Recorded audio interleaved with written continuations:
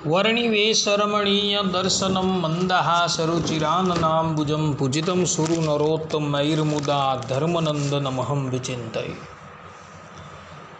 असतो मा खड्गमय तमसो मा ज्योतिर्गमय मृत्युर्मा अमृतं गमयः। ओम शान्तिः शान्तिः शान्तिः। अस्मद्गुरुसमारम्भां नाथयामुनमध्यमां लक्ष्मीवल्लभपर्यन्तां वन्दे गुरुपरम्परा। આજની જ્ઞાન સભાની અંદર પધારનારા બધા જ ભગવદ્ ભક્તોને વેદાંતાચાર્ય પુરાણ ઇતિહાસાચાર્ય એમએ ફિલોસોફી શાસ્ત્રી રાકેશભાઈના હેતપૂર્વક જય સ્વામિનારાયણ. ભક્તો, આજની આ જ્ઞાન સભાની અંદર આપણે બધા ગધડા મધ્યના 31મા વચનામૃતમની સ્પષ્ટતા શ્રવણ કરશું. તો બધા જ શ્રોતાગણો આ પ્રવચન એકાગ્ર મને કરીને શ્રવણ કરે, કારણ કે કેટલાક લોકો આ ગધડા મધ્યના 31મા વચનામૃતમાં આવતા શબ્દોનો ગલત અર્થ કરી રહ્યા છે અને એને લઈને એ લોકો મુમુક્ષુઓને દિગ્ભ્રમ કરી રહ્યા છે. તો આ વચનામૃતની અંદર જે શબ્દો આવે છે એ શબ્દોનો હું શાસ્ત્રો પ્રમાણે આમાં ખુલાસો કરીશ. તો બધા જ શ્રોતાગણો પોતાના હિતને અર્થે આ પ્રવચન એકાગ્ર મને કરીને શ્રવણ કરે. પરંતુ સર્વપ્રથમ આપણે બધા અવતાર તત્વની ઉપર થોડી વાત શ્રવણ કરશું. અવતાર શબ્દનો અર્થ શું થાય, અવતાર કેટલા પ્રકારના હોય છે, વગેરે વગેરે બાબતો આપણે શાસ્ત્રોના માધ્યમથી શ્રવણ કરશું. તો વચનામૃતનું સંસ્કૃત એવું હરિવાક્ય સુધા સિંધુ જે ભગવાન સ્વામિનારાયણની આજ્ઞાથી સતાનંદ સ્વામીએ રચેલું છે અને એના પર આચાર્ય રઘુવીરજી મહારાજે સેતુમાલા નામની ટીકા રચેલી છે. એ સેતુમાલા ટીકાની અંદર રઘુવીરજી મહારાજ પંચાળાના 6ઠ્ઠા વચનામૃતની ટીકા કરતા પોતે કહે છે કે અવતૃ ધાતુ પરથી અવતાર શબ્દ નિષ્પન્ન થયો છે. અવતાર એટલે પોતાની મૂળ સ્થિતિ પરથી નીચે ઉતરવું અને તે યોનિની અંદર પ્રગટ થવું, તેને અવતાર કહેવામાં આવે છે. અર્થાત કે ભગવાનનું પોતાની મૂળ સ્થિતિ પરથી નીચે ઉતરી તે યોનિની અંદર પ્રગટ થવું, તેને અવતાર કહેવામાં આવે છે. અને આવા અવતારો જે છે એ 2 પ્રકારે થાય છે. કા અક્ષરધામસ્થ મૂળ રૂપ જે છે એને જ સજાતીય દ્વિતીય રૂપ ધારણ કરીને ભગવાન જ્યારે ધરાતલની ઉપર પ્રગટ થાય એ ભગવાનના મુખ્ય અવતાર છે. અને ગૌણ અવતાર એટલે અક્ષરધામસ્થ જે મુક્ત વૃંદ છે તેમાં કોઈ મુક્તની અંદર સ્વરૂપથી કે શક્તિથી પ્રવેશ કરીને ભગવાન જ્યારે ધરાતલની ઉપર પ્રગટ થાય એ ભગવાનનો ગૌણ અવતાર કે આવેશ અવતાર છે. આ મુખ્ય અને ગૌણ અવતાર એવા 2 વિભાગ રઘુવીરજી મહારાજે આ પંચાળાના 6ઠ્ઠા વચનામૃતની અંદર કહ્યા છે. અને આ જ બાબતનું સમર્થન રામાનુજ સંપ્રદાયના એક અગ્રગણ્ય વિદ્વાન એવા શ્રીનિવાસ આચાર્યએ યતીન્દ્રમત દીપિકાના 9મા અવતારની અંદર બતાવેલું છે. અર્થાત કે એમાં પણ આ બાબતનું સમર્થન કરેલું છે. આના દ્વારા રઘુવીરજી મહારાજ અને શ્રીનિવાસ આચાર્ય એવું પ્રતિપાદન કરે છે ભગવાનના અવતારો 2 રૂપે થાય છે. એક મુખ્ય રૂપે એટલે કે અક્ષરધામસ્થ મૂળ રૂપ છે તે જ સજાતીય દ્વિતીય રૂપ ધારણ કરીને ભૂતલ પર પ્રગટ થાય એ ભગવાનનો મુખ્ય અવતાર છે. જેમ કે રામ છે, કૃષ્ણ છે, સ્વામિનારાયણ છે, નરનારાયણ છે, મત્સ્ય છે, કચ્છ છે. અને ભગવાનનો જે ગૌણ અવતાર જે છે એ અક્ષરધામસ્થ મૂળ રૂપ પરબ્રહ્મ પરમાત્મા જ્યારે કોઈ મુક્તોની અંદર સ્વરૂપ કે શક્તિથી પ્રવેશ કરીને જે ભૂતલની ઉપર પ્રગટ થાય એ ભગવાનનો ગૌણ અવતાર કે આવેશ અવતાર છે, જેમ કે પરશુરામ છે, સનકાદિક છે, નારદ છે, એની અંદર ભગવાન જ્યારે પ્રવેશ થાય છે ત્યારે એ મુક્તોનું મુક્તપણું એટલે કે એનો જીવાત્માને દબાવીને પરબ્રહ્મ પરમાત્મા ત્યાં પોતાનું ઐશ્વર્ય પ્રગટ કરે છે. જેવી રીતે લોઢાનો ગોળો હોય અને તેને અગ્નિમાં મૂકવામાં આવે ત્યારે એ લોઢાનો ગોળો પોતાનો શ્યામ વર્ણ ત્યાગ કરીને રક્તવર્ણ રૂપે પ્રગટ થઈ જાય છે. તે પ્રમાણે ભગવાનનું જાણવું. ઉદ્ધવ સંપ્રદાયના મૂળભૂત ગ્રંથોની અંદર આ પ્રમાણે અવતારોનો વિવેક કરવામાં આવેલો છે. ભગવાન સ્વામિનારાયણ મધ્યના 31મા વચનામૃતમાં વિરાટ પુરુષની વાત કરી રહ્યા છે. ભગવાન સ્વામિનારાયણ પોતે કહી રહ્યા છે કે વિરાટને વિશે ઇન્દ્રિયો, અંતઃકરણ અને દેવતાએ પ્રવેશ કર્યો ને એને ઉઠાડવા માંડ્યો ને વિરાટનો જીવ પણ માહી હતો તો પણ એ વિરાટ ઉઠ્યું નહીં. અને જ્યારે ક્ષેત્રજ્ઞ એવા જે વાસુદેવ ભગવાન તે પુરુષ રૂપે કરીને એમાં આવ્યા ત્યારે વિરાટ દેહ ઉઠ્યું ને વૈરાજ પુરુષ પોતાની ક્રિયાને વિશે સમર્થ થયા. અહીં ભગવાન સ્વામિનારાયણ કહી રહ્યા છે કે વિરાટનો દેહ રચાયો, એના ઇન્દ્રિય, અંતઃકરણ અને જીવ પણ એની અંદર આવીને પ્રવેશ થયા છતાં પણ એ વિરાટ પુરુષ પોતાનું કાર્ય કરવા માટે શક્તિમાન થયો નહીં. પરંતુ જ્યારે ભગવાન શ્રીમદ નારાયણે એની અંદર પ્રવેશ કરેલો ત્યારબાદ એ વિરાટ પોતાનું કાર્ય કરવા માટે સક્ષમ થયો. અહીં વિરાટને ભગવાન સ્વામિનારાયણે ભગવાનના આવેશ અવતાર કહ્યા છે. અર્થાત કે વિરાટ નારાયણ એ બીજા કોઈ નથી પણ એ ભગવાનના આવેશ અવતાર છે. કારણ કે એની અંદર ભગવાનનો પ્રવેશ થયો અને એનો જે જીવ હતો તેને દબાવીને પરબ્રહ્મ પરમાત્મા સ્વયં ત્યાં બિરાજમાન થઈ ગયા અને પોતે એ કાર્ય કરવા લાગ્યા. વેદોની અંદર પુરુષ સૂક્ત છે. એ પુરુષ સૂક્તની અંદર સહસ્ત્ર શીર્ષા પુરુષ દ્વારા જે ભગવાનની સ્તુતિ કરવામાં આવેલી છે એ આ વિરાટ નારાયણની સ્તુતિ થયેલી છે. પરંતુ ત્યાં વિરાટ નારાયણની સ્તુતિ એટલે કે એના જીવની સ્તુતિ નથી, એની અંદર પ્રવેશ થયેલા પરબ્રહ્મ પરમાત્મા શ્રીમદ નારાયણની સ્તુતિ છે. કારણ કે વિરાટ નારાયણની અંદર બે હું એટલે કે બે જીવ છે. એક જીવ વિરાટનો અને બીજો આત્મા એટલે કે જીવ છે એ પરબ્રહ્મ પરમાત્માનો છે. એટલે આ વિરાટ જે છે એ ભગવાનનો આવેશ અવતાર છે. કારણ કે એ જ વચનામૃતની અંદર ભગવાન સ્વામિનારાયણ સ્પષ્ટ રૂપે કહે છે કે વિરાટ પુરુષ પણ સંકર્ષણ, અનિરુદ્ધ અને પ્રદ્યુમ્નની ઉપાસના કરે છે. તેમાં પ્રલયરૂપ અવસ્થાને વિશે સંકર્ષણની ઉપાસના કરે છે, સ્થિતિરૂપ અવસ્થાને વિશે પ્રદ્યુમ્નની ઉપાસના કરે છે અને ઉત્પત્તિ રૂપ અવસ્થાને વિશે અનિરુદ્ધની ઉપાસના કરે છે. અને તે સંકર્ષણાદિક 3 જે તે વાસુદેવ ભગવાનના સગુણ રૂપ છે ને તેની ઉપાસનાને બલે કરીને એ વૈરાજ પુરુષ જે તે ઉત્પત્તિ, સ્થિતિ અને પ્રલયરૂપ ક્રિયાને વિશે સમર્થ થાય છે. અને જ્યાં સુધી એ 3ની ઉપાસના કરે છે ત્યાં સુધી એને ઉત્પત્તિ, સ્થિતિ અને પ્રલયરૂપ જે માયાનો સંબંધ તે તળતો નથી. અને જ્યારે નિર્ગુણ એવા જે વાસુદેવ ભગવાન તેની ઉપાસના કરે છે ત્યારે એ વૈરાજ પુરુષ માયાનો ત્યાગ કરીને બ્રહ્મરૂપ થાય છે. અહીં સ્પષ્ટ રૂપે ભગવાન સ્વામિનારાયણ વિરાટને જીવની અંદર ગણે છે અને ત્યાં કહે છે કે જ્યાં લગીન એ વિરાટ પુરુષ પ્રદ્યુમ્ન, અનિરુદ્ધ અને સંકર્ષણની ઉપાસના કરે છે ત્યાં લગીન એ ભગવાનની ઉત્પત્તિ, સ્થિતિ અને પ્રલયરૂપ માયાથી મુકાતો નથી. પરંતુ નિર્ગુણ એવા વાસુદેવની ઉપાસના કરે છે ત્યારે એ માયાથી મુકાય છે અને બ્રહ્મરૂપ થાય છે. એટલે કહેવાનું તાત્પર્ય અહીં એવું છે કે વિરાટની અંદર પરબ્રહ્મ પરમાત્માનો આવેશ હતો અને એ આવેશ થવાથી એ પોતાનું કાર્ય કરવા માટે શક્તિમાન થયો. અને જ્યારે એ આવેશ નિવૃત્ત થઈ જાય છે અને વિરાટ પુનઃ જીવ જેવો જીવ થઈ જાય છે અને ત્યારબાદ એ નિર્ગુણ એવા વાસુદેવની ઉપાસના કરે છે ત્યારે એ બ્રહ્મરૂપ એટલે કે દિવ્ય થાય છે અને ભગવાનના ધામની અંદર જાય છે.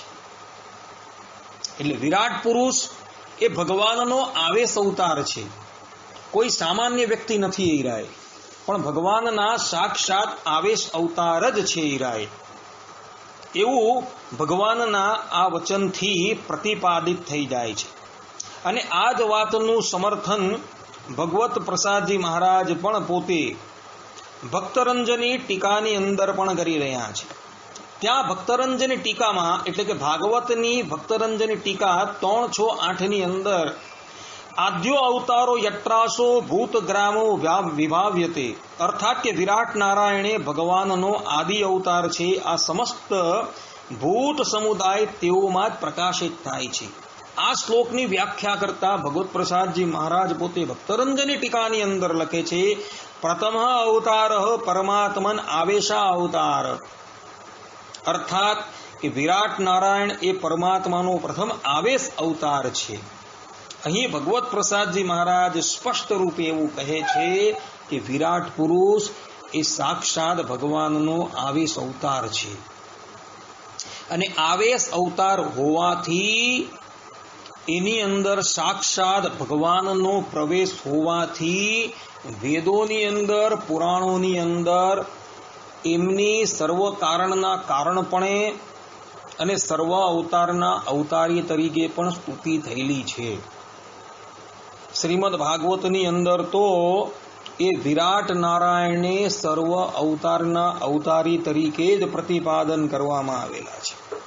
જેમ કે શ્રીમદ ભાગવત 3:9-2 ની અંદર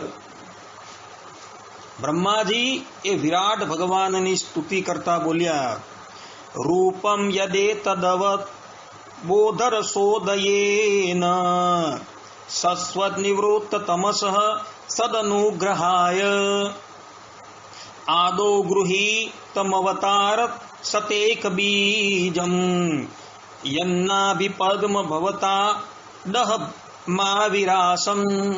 અર્થાત બ્રહ્માજી બોલ્યા, હે દેવ, આપની ચિત્ત શક્તિ પ્રકાશિત રહેવાને કારણે અજ્ઞાન આપનાથી સદૈવ દૂર રહે છે.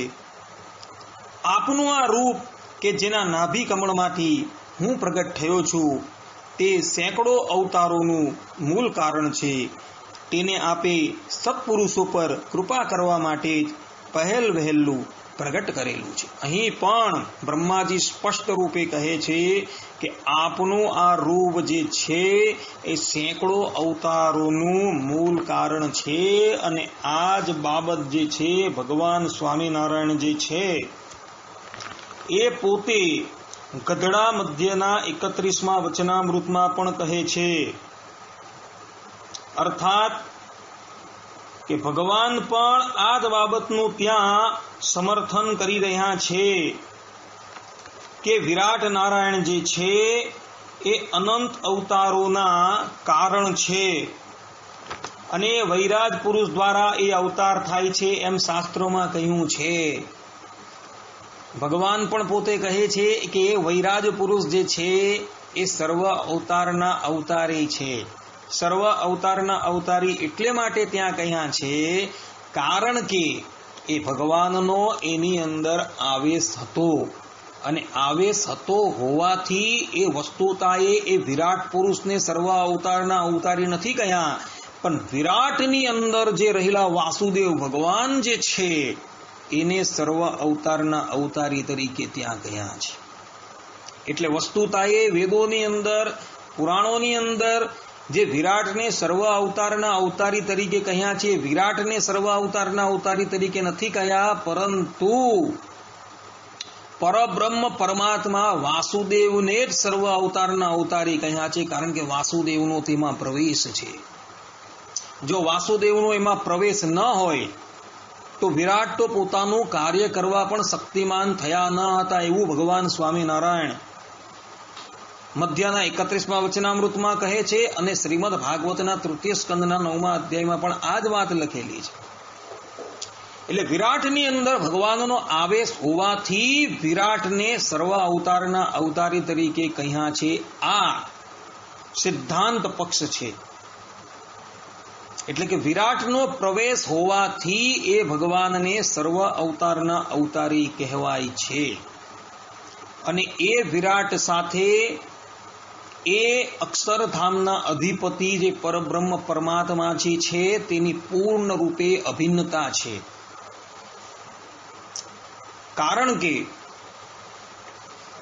પુરાણોની અંદર, સંપ્રદાયના ગ્રંથોની અંદર એ સ્પષ્ટ રૂપે એ ભગવાન શ્રીમન નારાયણ એટલે કે અક્ષરધામસ્થ મૂળ રૂપ છે તેની સાથે એ વિરાટની અભિન્નતા પ્રતિપાદન કરવામાં આવી છે.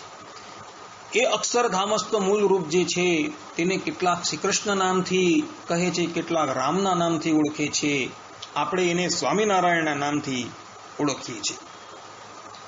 અને એ જ અક્ષરધામસ્થ મૂળ રૂપ છે તેની સાથે એ વિરાટની પૂર્ણ રૂપે અભિન્નતા પ્રતિપાદન કરવામાં આવેલી છે.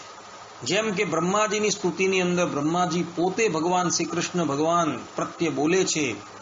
શ્રીમદ ભાગવતના 10મ સ્કંદના 14મા અધ્યાયની અંદર બ્રહ્માજી પોતે કહે છે કે હે શ્રી કૃષ્ણ, તમારી નાભીમાંથી પ્રગટ થયેલા કમળની ઉપર મારું પ્રાગટ્ય થયું હતું. હવે બ્રહ્માજીનું પ્રાગટ્ય તો વિરાટની નાભીમાંથી થયું હતું, તો પછી બ્રહ્માજીએ એવું શા માટે કહ્યું કે હે શ્રી કૃષ્ણ, તમારી નાભીમાંથી પ્રગટ થયેલા કમળમાં મારું પ્રાગટ્ય થયું હતું? એવું એટલે માટે કહ્યું છે કારણ કે વિરાટ રૂપે એ ભગવાન શ્રી કૃષ્ણ જ બિરાજમાન છે.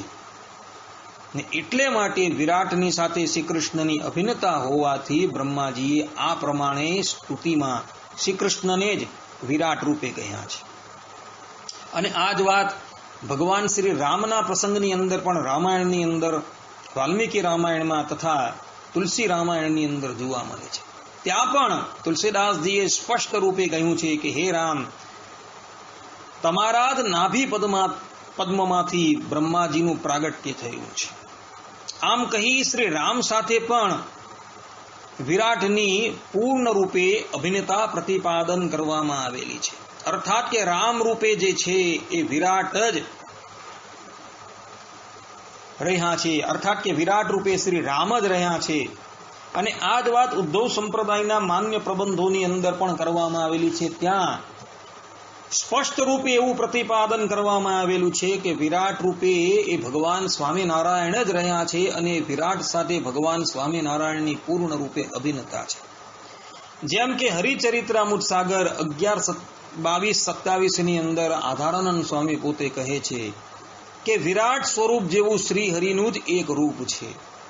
અહીં સ્પષ્ટ રૂપે આધારાનંદ સ્વામી કહે છે કે વિરાટ રૂપે શ્રી હરિ જ રહ્યા છે. અને આ જ વાત ભક્ત ચિંતામણી પ્રકરણ 103-34મી ચોપાઈની અંદર નિષ્કુળાનંદ સ્વામીએ પણ લખી છે. ત્યાં સ્વામી પોતે લખે છે, તમે ધરી પુરુષ અવતાર, બ્રહ્મા આદ્ય રચ્યો આ સંસાર. સ્વામી કહે છે કે તમે જ પ્રથમ પુરુષ અવતાર એટલે કે વિરાટ અવતાર ધારણ કરીને બ્રહ્માજી દ્વારા આ સમસ્ત સંસારની રચના કરેલી હતી. અને આ જ વાત પ્રેમાનંદ સ્વામી પ્રેમાનંદ કાવ્ય ભાગ 1:15 પદ 148 ની અંદર પણ કહે છે.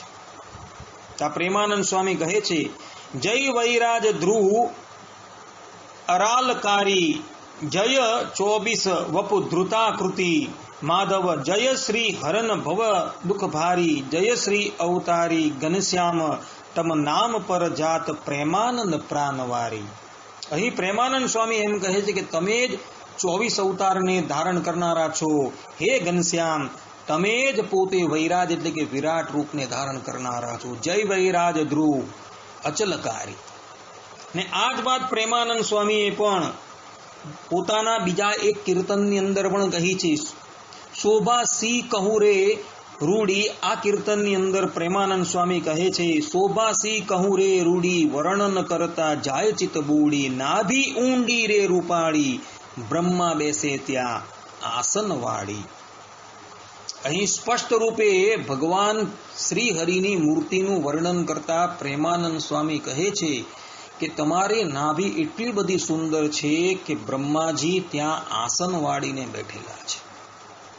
હવે બ્રહ્માજી તો વિરાટ પુરુષની નાભીની અંદર આસન વાળીને બેઠેલા છે. તો પ્રેમાનંદ સ્વામીએ એવું શા માટે કહ્યું કે હે શ્રી હરિ, તમારી નાભીની અંદર બ્રહ્માજી આસન વાળીને બેઠા છે?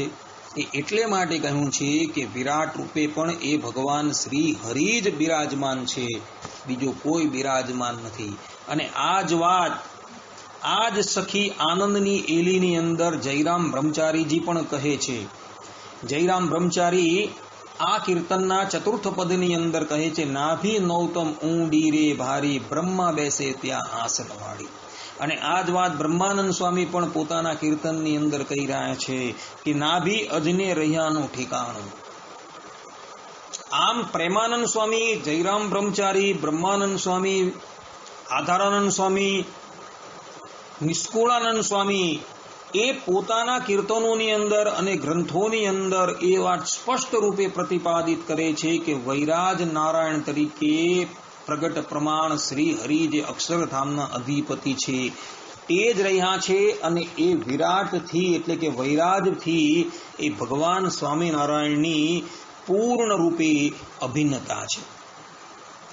એટલે શાસ્ત્રોની અંદર, વેદોની અંદર, પુરાણોની અંદર જે સ્થાનો પર એ વૈરાજ પુરુષની સ્તુતિ કરવામાં આવેલી છે એ સ્તુતિ ખરેખર વાસ્તવિક રીતે એ વૈરાજ પુરુષની નથી, પરંતુ એની અંદર રહેલું જે તત્વ, જે વાસુદેવ કહેવાય છે, શ્રી કૃષ્ણ કહેવાય છે, રામ કહેવાય છે, સ્વામિનારાયણ કહેવાય છે, તેની સ્તુતિ છે.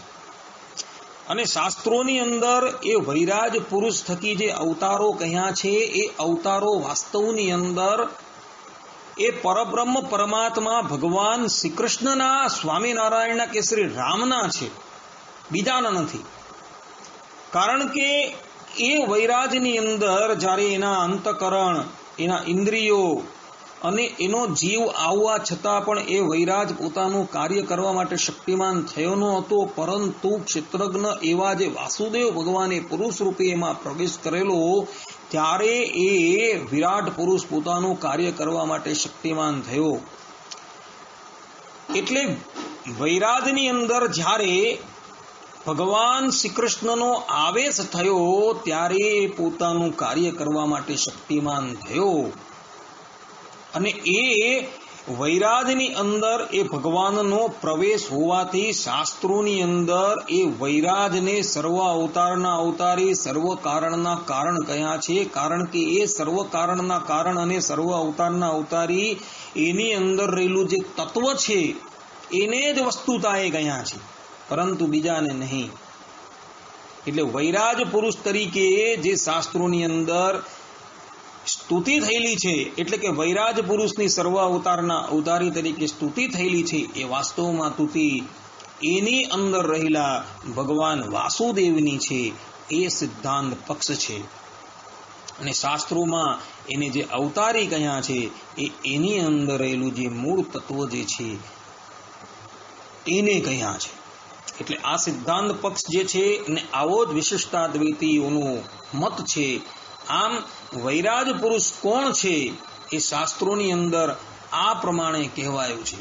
એ વૈરાજ જે છે એ ભગવાનના આવેશ અવતાર છે, ભગવાનનો એમાં પ્રવેશ છે.